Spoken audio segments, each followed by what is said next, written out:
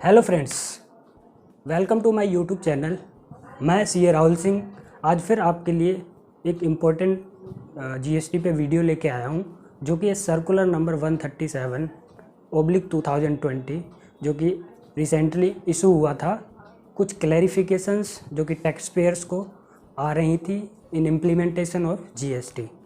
तो आज हम इस सर्कुलर को डिटेल में डिस्कस करने वाले हैं। तो इस सर्कुलर को डिटेल में जानने के लिए आप मेरे साथ बने रहें। तो लेट्स स्टार्ट।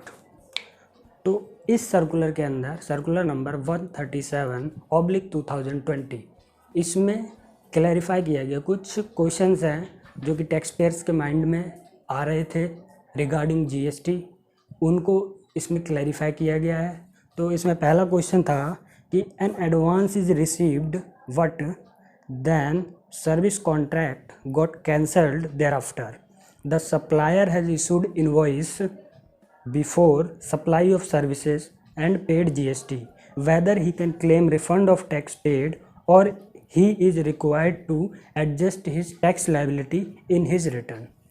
तो पहले क्वेश्चन में बोला है कि एक सप्लायर ने एडवांस रिसीव किया, वो एडवांस रिसीव किया, उस पर उसने जीएसटी डिपॉजिट कर दिया और सर्विसेज उसने नहीं दी, उससे पहले उसने बिफोर सप्लाई ऑफ सर्विसेज उसने क्या करा, इनवॉइस भी रेज कर दिया। तो इस केस में अगर जो कॉन्ट्रैक्ट है ये कैंसिल हो जाता है तो इसका हम एडजस्टमेंट रिटर्न्स में कैसे करेंगे, तो इसको इसमें क्लैरिफाई किया। इन्होंने बोला है कि इस केस में आप क्योंकि इनवॉइस इशू हो चुका है, तो इनवॉइस इशू हो चुका है तो आपने इसको sale as a sale book कर दिया होगा, सप्लाई बुक कर दिया होगा, तो इसके लिए आपको एक क्रेडिट नोट इशू करना पड़ेगा अंडर सेक्शन 34 के अंदर। सेक्शन 34 में आपको क्रेडिट नोट इशू करना पड़ेगा और अकॉर्डिंगली आपको उस टैक्स को, जो आउटपुट टैक्स उस क्रेडिट नोट के थ्रू आपको रिवर्स करना पड़ेगा, ताकि वो जो है जो आपका कॉन्ट्रैक्ट कैंसिल हुआ है, जो आपने जीएसटी उस पर डिपॉजिट ऑलरेडी कर रखा था, वो आप उसको रिवर्स कर सकें। तो सेक्शन 34 के अंदर आपको क्रेडिट नोट इशू करना है। अब सपोज़ 3V के अंदर उस पीरियड में जिस पीरियड या मंथ में वो क्रेडिट नोट इशू करा है, उस पीरियड में कोई सप्लाई है ही नहीं, तो उस केस में हम 3V में नेगेटिव फिगर तो डाल नहीं पाएंगे, क्योंकि वो नेगेटिव फिगर एक्सेप्ट नहीं करता। सप्लाई मेरी ज़ीरो, उस केस में ज़ीरो है, तो वहाँ पे मैं नेगेटिव क्रेडिट नोट को शो नहीं कर सकता। तो इस केस में क्या करेंगे, हम रिफ़ंड RFD 01 के थ्रू रिफ़ंड अप्लाई कर देंगे, जो कि जिसमें हम कैटेगरी सेलेक्ट करेंगे refund in case of access payment of tax. तो ये जो था पहला क्वेश्चन जिसका आंसर था। उसके बाद सेकंड क्वेश्चन है, इसमें इन्होंने क्या कहा, सपोज़ फर्स्ट वाला ही केस है, लेकिन इस केस में इन्होंने क्या करा, इनवॉइस इशू नहीं किया है, इनवॉइस इशू नहीं किया, बट उसके जगह पे रिसीप्ट वाउचर इशू कर दिया।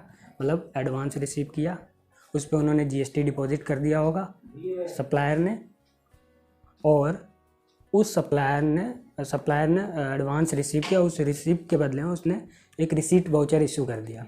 तो अब क्योंकि इनवॉइस तो इशू हुआ नहीं, तो इस केस में हम क्रेडिट नोट इशू कर नहीं सकते। जहाँ इनवॉइस होता है क्रेडिट नोट हम वहीं इशू करते हैं। तो यहाँ पे क्या करना है, हमें सेक्शन 31 जो कि रिफ़ंड वाउचर की बात करता है, तो सेक्शन 31 में यहाँ पे सप्लायर जो है रिफ़ंड वाउचर इशू कर देगा टू द रेसिपिएंट जिससे वो पैसा आया था। तो जो हमारा एडवांस आया था उसके अपोजिट जो है ट्रांजैक्शन के लिए उसे refund voucher under section 31 issue करना पड़ेगा। और जो उसने जीएसटी डिपॉजिट कर दिया है ऑन एडवांस, उस एडवांस पे जो है, क्योंकि उस एडवांस पे जो जीएसटी उसने डिपॉजिट किया है उसको अकॉर्डिंगली वो GSTR 3B में रिड्यूस कर लेगा। अब वही अगर केस सपोज़ 3B के अंदर वो अगर उसे एडजस्ट नहीं कर पाता है, आउटपुट टैक्स उस जिस मंथ में एडजस्ट करना है उसमें नहीं है, या फिर उसमें नील बन रहा है, तो उस केस में वो क्या करेगा, जो एक्सेस जो ऑलरेडी जो टैक्स पे कर रखा है और रिफ़ंड वाउचर जिसके अगेंस्ट इशू कर दिया, उस जीएसटी के लिए वो रिफ़ंड अप्लाई कर देगा RFD 01 में, और कैटेगरी सेलेक्ट करेगा refund of access payment of tax. तो ये सेकंड क्वेश्चन का आंसर था, जो कि इस सर्कुलर में क्लैरिफाई किया गया। तो बढ़ते हैं हम नेक्स्ट क्वेश्चन की तरफ। In case of goods supplied by supplier under cover of invoice and return back by recipient, तो इस केस में हम क्या करेंगे, क्या हम इसमें रिफ़ंड क्लेम करेंगे या इसको कैसे एडजस्ट करेंगे। तो ये नॉर्मल सा केस है कि आपने एक नॉर्मल सप्लाई की है इनवॉइस के बेसिस पे, बाद में वो सप्लाई गुड्स रिटर्न हो गए, तो एक तरह का सेल्स रिटर्न के टाइप का हो गया। तो इसमें सिंपल सा है, सेक्शन 34 के अंदर हमें एक क्रेडिट नोट इशू करना है, अकॉर्डिंगली हमें उसे क्रेडिट नोट इशू करके उसका आउटपुट जो जीएसटी होगा वो हमें रिवर्स करना है। तो नेक्स्ट 3 वीक के अंदर हम उसको जिस मंथ में जो होगा या जिस मंथ में भी हमें क्रेडिट नोट इशू करना है उस मंथ की 3 वी में उसको रिवर्स कर देंगे। और सपोज़ उस 3 वी में हमारी कोई सप्लाई ही नहीं है, तो उस 3 वी में हमारा सप्लाई नील बन रहा है, तो वहाँ पे क्योंकि नेगेटिव फिगर जहाँ पे भी नहीं होगी वहाँ पे हम रिफ़ंड अप्लाई कर सकते हैं। RFD 01 में कैटेगरी सेलेक्ट करेंगे refund of access payment of tax. तो ये हमारा था 3rd क्वेश्चन का आंसर। उसके बाद हमारा है 4th क्वेश्चन। 4th क्वेश्चन उसमें थोड़ा अलग है। इसमें बोला है कि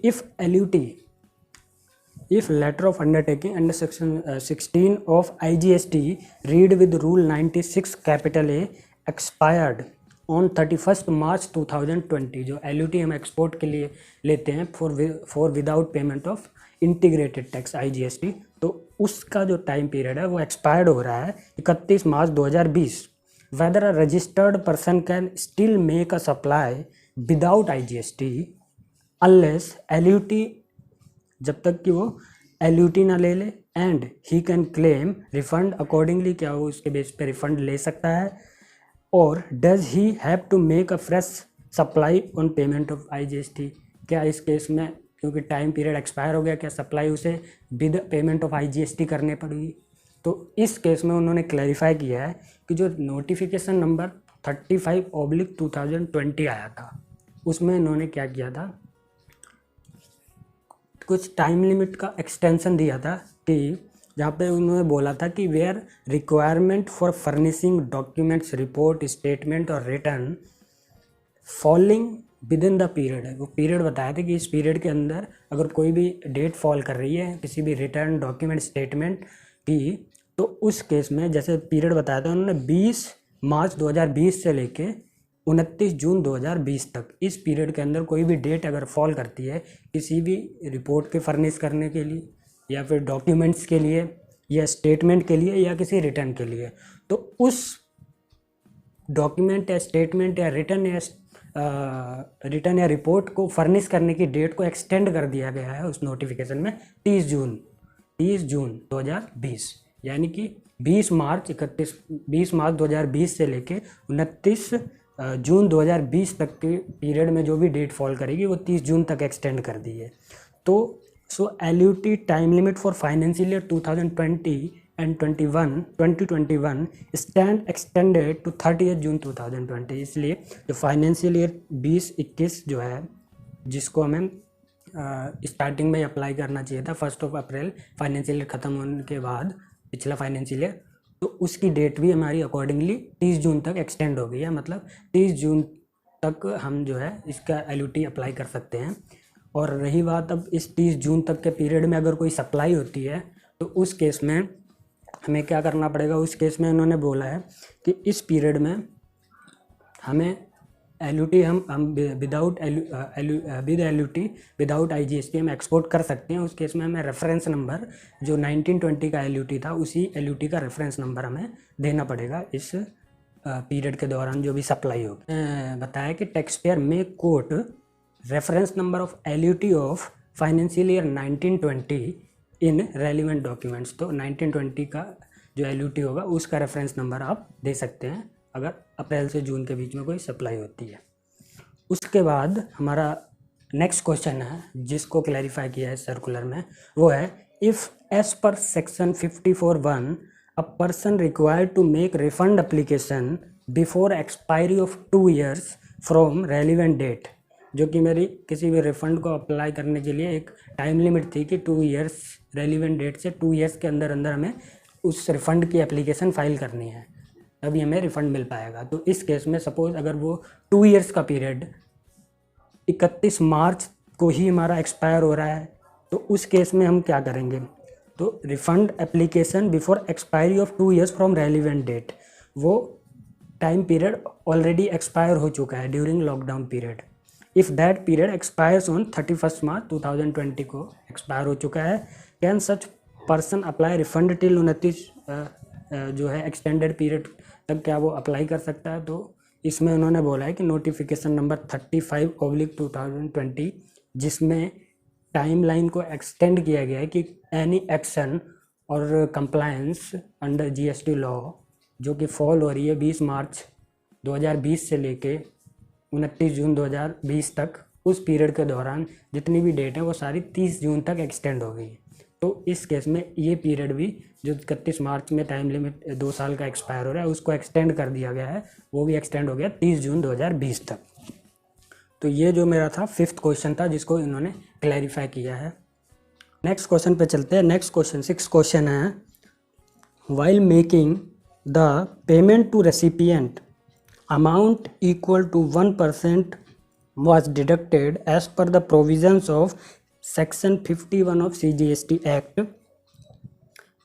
that is tax deduct TDS का जो सेक्शन है, whether the date of deposit of such payment has also been extended by the notification number 35/2020। तो इस चीज़ को भी इन्होंने इस नोटिफिकेशन में क्लैरिफाई किया है। इसमें बोला है कि as per notification number 35/2020 dated 3rd April 2020 where the time limit for any compliance required as per section 39 subsection 3 and section 51 of CGST Act 2017 जो कि रिटर्न का सेक्शन है और एक TDS का सेक्शन है, falls during the period of 20th March 2020 to 29th June 2020 the same has been extended till 30 June. मतलब simple सा बोला है हर जगह कि 20 मार्च से लेके 29 जून तक की पीरियड के दौरान कोई भी डेट अगर फॉल कर रही है तो उस डेट को इन्होंने एक्सटेंड कर दिया है 30 जून तक।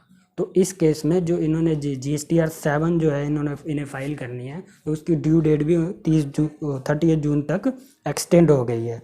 And no interest under section 50 shall be liable if tax deducted is deposited by 30 June 2020। तो टैक्स अगर डिपॉजिट भी अगर हम 30 जून 2020 तक करते हैं तो भी उस टैक्स पे हमें कोई इंटरेस्ट नहीं लगेगा।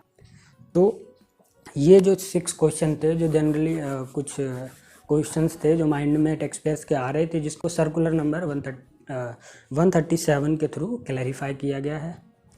तो इसी तरह की इम्पोर्टेंट इन्फॉर्मेशन को जानने के लिए दोस्तों आप मेरे चैनल को देखते रहें और इसे ज़्यादा से ज़्यादा लाइक करें, शेयर करें और सब्सक्राइब करें ताकि उन तक भी ये इम्पोर्टेंट जानकारी पहुंच सके। तो थैंक्स फॉर वॉचिंग।